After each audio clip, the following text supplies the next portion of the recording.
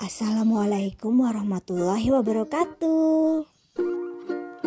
Masih dari Malang, sekarang kita menuju ke Ngantang Park.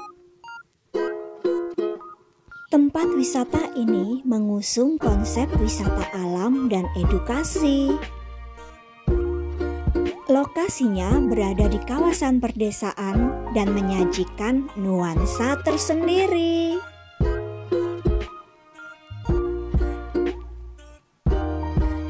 Ini dia tiket masuk ke Ngantang Park, teman-teman. Cukup terjangkau ya. Meskipun tempat wisata ini tergolong baru, tapi fasilitasnya tergolong lengkap loh. Mulai dari tempat parkir yang luas, gazebo, musola, kafe, toiletnya juga banyak. Ada juga water park, fishing park, flying fox, go-kart dan ATV arena, trampolin, dan spot-spot foto yang menarik.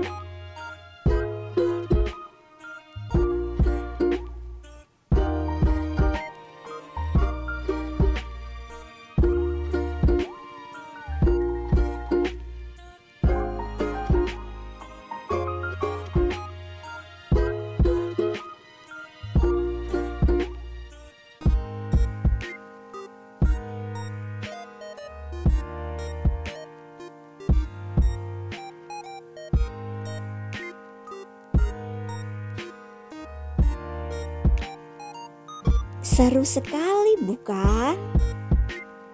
Jangan lupa subscribe, share, like dan komen ya. Dan ikuti terus jalan-jalan kami.